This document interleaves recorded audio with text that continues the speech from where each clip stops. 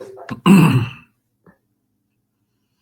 right, ladies and gentlemen, welcome. Happy Black Friday. Hope all of you are having fun. I know we're investors in Stripe, and we've been watching the Stripe clock go by as it relates to Black Friday sales and all of that. So it's been kind of interesting watching the investments in real time perform. And then we have a SpaceX launch, I think, later today too, as well, which is going to be absolutely amazing. I want to thank you for spending time here.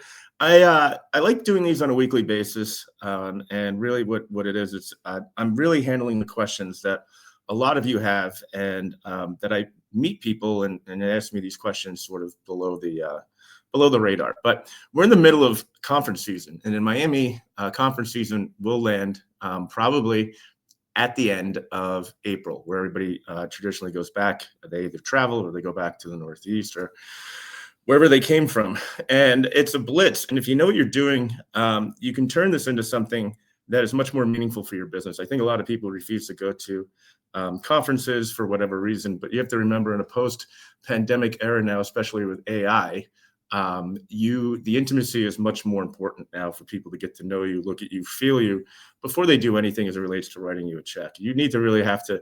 It's no different than sales. It's no different than dating. You just have to keep after it. And we're going to go over the secrets of how I do that. So let's get started here. For those of you who are new, who I am, why that matters. I started at Goldman. Today, I co-manage Brahmin Partners with Albert Ewan CFA, and we are a private multifamily investment office with roots in New York and Boston. The name Brahmin Partners is really meant for the Boston Brahmins, although it does equate to high priesthood in East Indian culture. So some people get confused with it, but it is a nomenclative homage to our CEOs and investors in Boston, and also my partner up there too as well. What we invest into are high conviction opportunities only. Because of my partner's background, I'm a real estate guy, and that's why we talk a lot about real estate recently, but mostly life sciences and deep tech. We do not back operators. We like people who have had many exits before we get in there. We don't chase decks floating around LinkedIn, or what I'm going to tell you what deck picks are a little later in this, and I'll show you a screenshot of that. But we wait, we watch, and we act only when the opportunity deserves it. And we have a lot of upcoming highlights with investments that we made in SpaceX, Stripe, Thrive Bioscience, AI.io. One of our portfolio companies just received a $50 million sovereign wealth fund commitment. So we're very happy, and we're very, very protective of our track record here. Conference season starts now. It actually started, I think I had the busiest October ever with three black tie events that I was going to. And, this is just some of the stuff that's going on. You have Miami Swim Week, which starts this week. It's Bikini Basel, it's Art Basel. And it is great. And you always take an opportunity here to meet new people and to really be meaningful and present for them. And how you manage those relationships go very, very far. I've been invited to all sorts of black tie events in Trump National or Mar-a-Lago. Next week, we have a whole slew of things going on as it relates to family office conferences. And then we have actually our own, third annual LP appreciation dinner, which is next week too. So, where there's going to be people bringing people, and you want to be able to manage the contacts. That's the most important thing you can do today, is manage contacts. It's a skill set that not everybody has. Sometimes people go home with all these business cards. They don't know what to do with it. They forget about it, and then they wonder why they haven't been able to raise any money. All right. Conference season starts now. This is the 150-row spreadsheet that is going around. And you can tell it's very well put together. They can actually sell ad space on the top of it, but I cut that off. But it just shows you how much of an Olympiad this is going to these. Now, I have some rules when it comes to conferences, and I'll get into that in a second. But this is, exhibitions, and then that doesn't even include the private dinners that you're invited to. And it really becomes very, very, very busy as we continue to go through the season, going to these conferences. It's one of the reasons why I moved to Miami, is because, quite frankly, a lot of the friends that I've had in New York working on Wall Street have just moved to Palm Beach and Miami. So it makes a lot more sense. And it's a better way to sort of build those relationships much more meaningfully. So the actual problem people have is that they don't have a networking problem. They have a follow-up problem, and they don't know how to follow up. And they treat it as if they're dating, or it should be treated as if they're dating, sort of, sussing each other out, sort of like what dogs do, right? They sniff each other out to figure it out. But that is if you have a protocol for following up with these people. Now, there's a lot of interesting things that are happening today in the contact world, and people use all sorts of these things where everybody just pulls out their iPhone and they do a a QR scan. The problem is sometimes you get these people's information, you don't know who they are, and then they're in your phone book forever because you'll never hear from them and you'll forget their name. So it really makes no sense for me to do that. What I'll do is I'll have them text me directly, and I said, look, it's nice meeting you. However, send me a text message and I'll follow up with you a little later. People like the text messages today. WhatsApp is very popular, especially if you're working with international people, international families, which we do. WhatsApp is great. WhatsApp is, for me, the favorite thing because I use a PC and an Apple. So what I'll do is I'll pull out the QR code for WhatsApp, and then I'll get that information. And it's easier for me to manage that and send it to my assistant to put into our CRM, which is HubSpot. The conferences give you quantity. There's not all conferences are made equal. The ones that are free are generally not going to be well attended by people of consequence who can write tickets for you. I just want to make sure you understand that. There's a lot of these free networking events, free angel events, but they're mostly people asking for money. You're not going to find any investors there, especially if they're giving away free pizza and a red Solo cup. So you have to have a structure that gives you conversations and conversions. And remember, when we do things, and I have a mastermind where I teach people this, there's 3 principles to this. Number 1, you want to get out there. Number 2, you want to bring people into your church. What does that mean? You want to get their email, their contact information. And number 3, you want to monetize that relationship later on over time into opportunities as you continue to build that relationship. Why follow-up determines your capital raising success.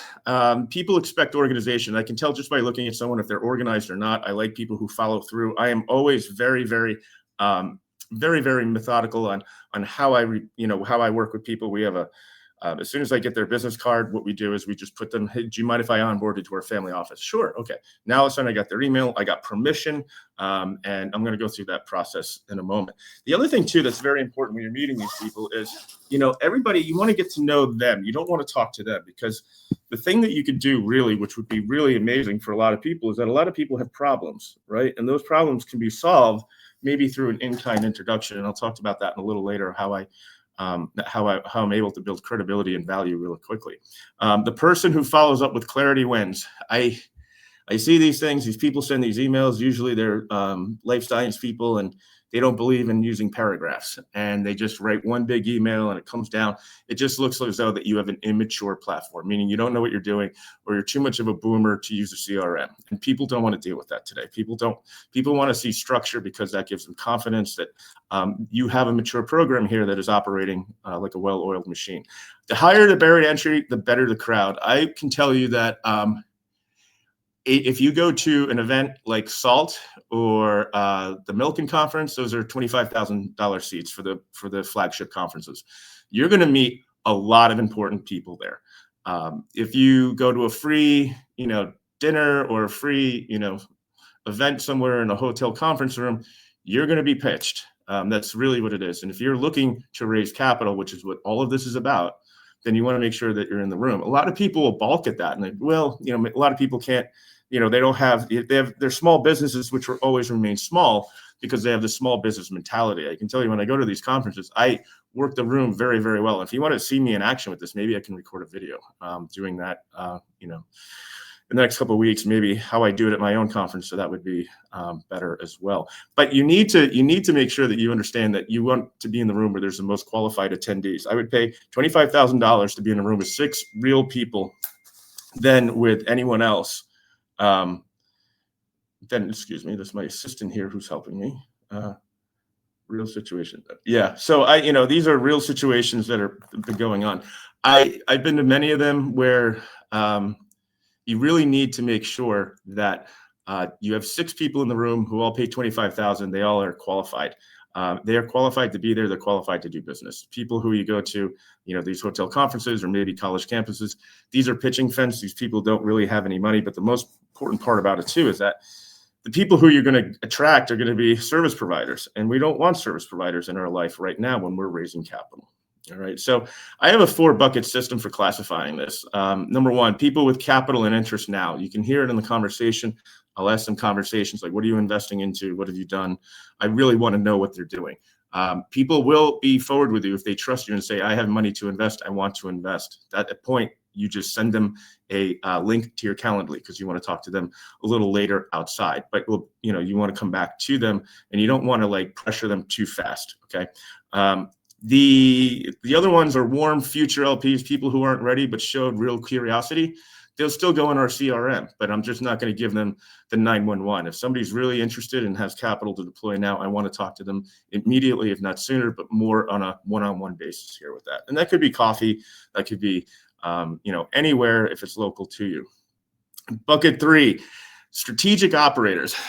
These are some people who are, they're good for deal flow. They're good for people, maybe founders that we're going to put money into, but not necessarily, what we're looking for at this part. We do find some strategic operators of our conferences that I've gone to, and I've met people that led us down the road to, the successes we've had in real estate because I knew what I was looking for as far as a co-GP in this stuff. And then number 4 is the noise. Now, 90% of this, depending on what conference you go to, depending on the barrier to entry of the conference you go to, you're going to be with mostly service providers and consultants. They know a lot of family offices, but they're consultants. And the problem is working with consultants is that you have to rely on someone, 1 degree of separation from someone, and trust to their own devices that they're actually going to follow up and work with these people. You have to impress upon them that this is what you want to get into.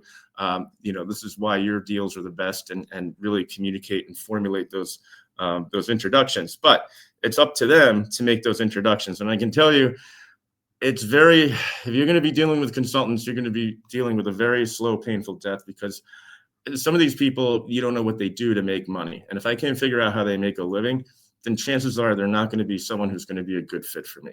And then you got people who will just like pull things off, and they'll charge you $10,000 for a relationship. And that just doesn't make any sense. I have a rule: the more acronyms you see on their LinkedIn, the less relevant they are to you. These are people who are overqualified, who are very educated, very qualified, but now their jobs have been, for lack of a better term, been taken over by AI, really. And, these are, people who are offering strategy, people who are offering, anything, where you have, a lot of, acronyms next to their names, which you don't really know what it means.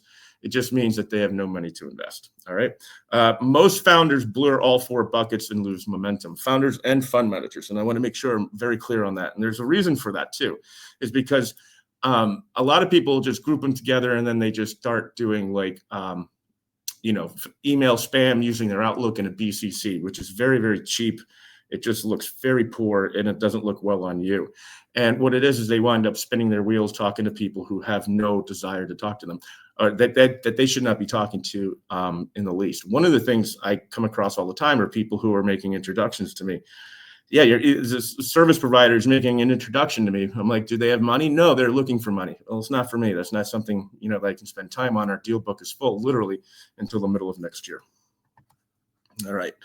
Follow up. Follow up is important here. So how do I follow up? Usually the day after, a couple days after. It doesn't have to be anything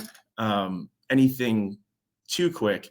But remember, when people are traveling and they come back after the hangover subsides, then they get back to work and they want to, remember who you are and everything.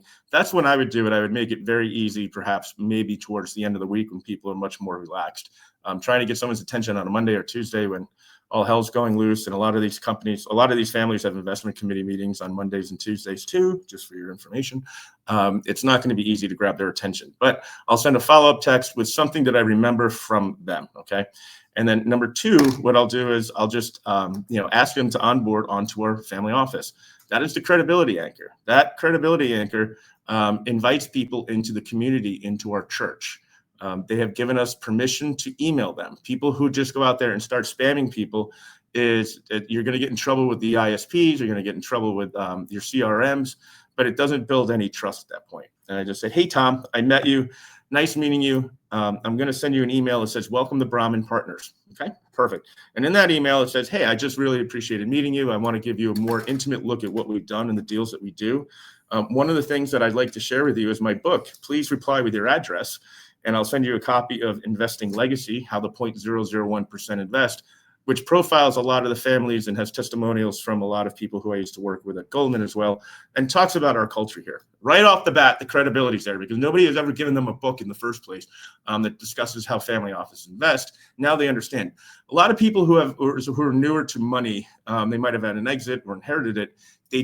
They're cynical at best and paranoid at worst. But if you give them a book, it totally disarms them. And that's one of the reasons why I wrote a book, is because when Albert and I were building this, we needed to have some way of formalizing the culture. All right. And then, in your world, that could be a newsletter, that could be a call. I never lead with a deck.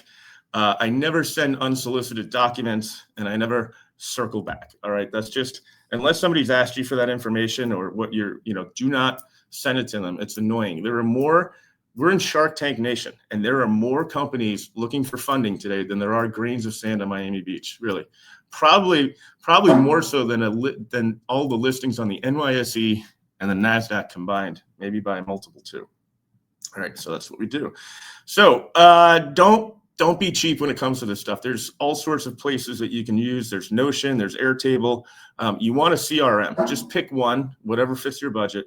That's fine. We use HubSpot. That's a little bit overkill. That's way too expensive actually for you. If you're just getting started here, you do not need to use that, but there's Notion, Airtable.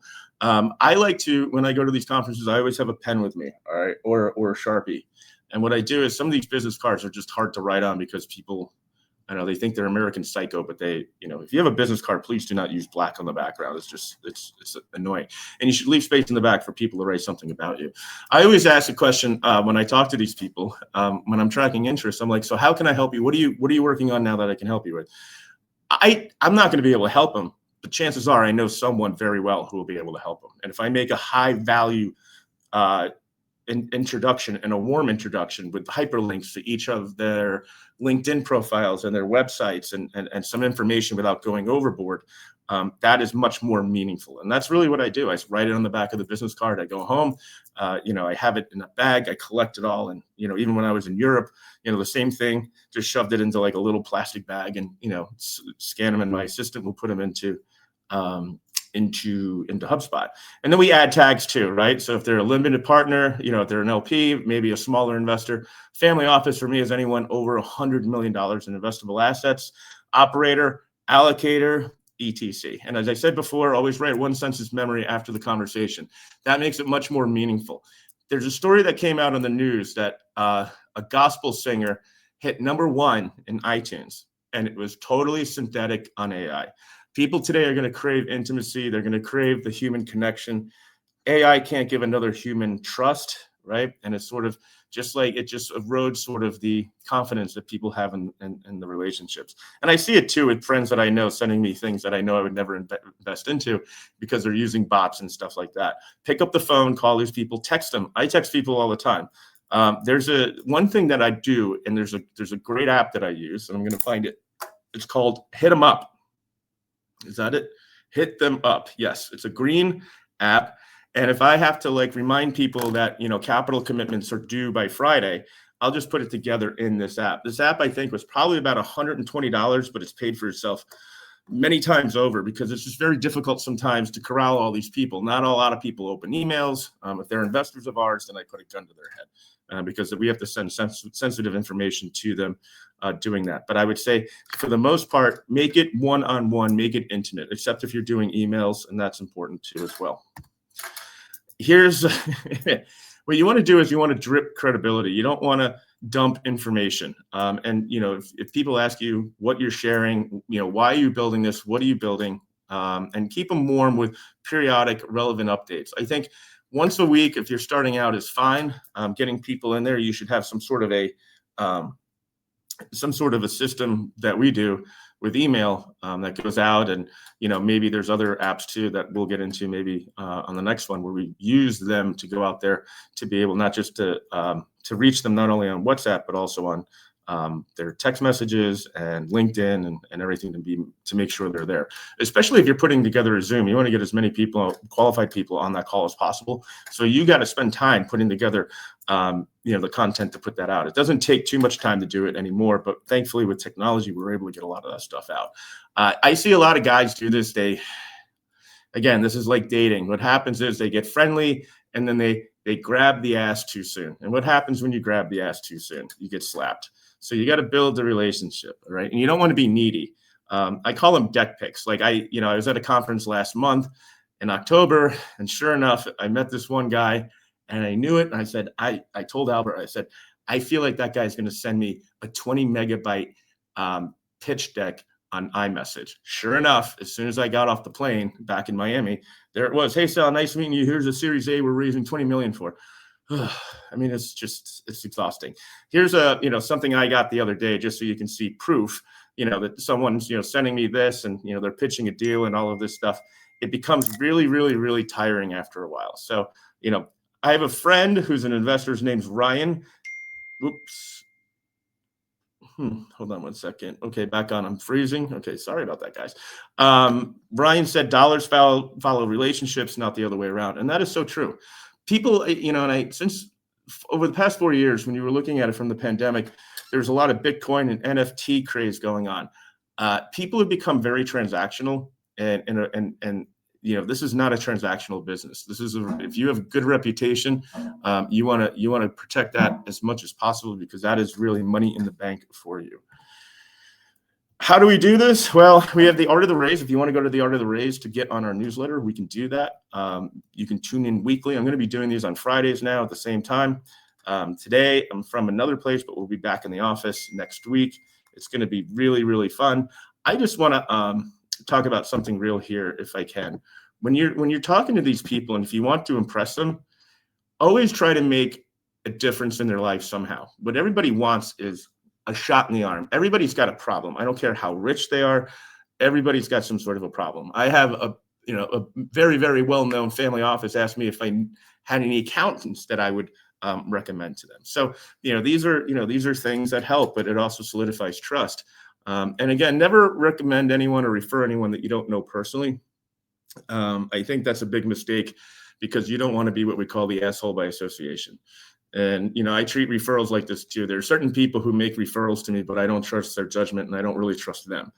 And my rule is, if you don't trust or you don't respect the person who is making the referral, you are not going to trust their referral. All right, the person they're referring to you. And I just want to make sure you know that. Always be a service to these people, because that's really where the real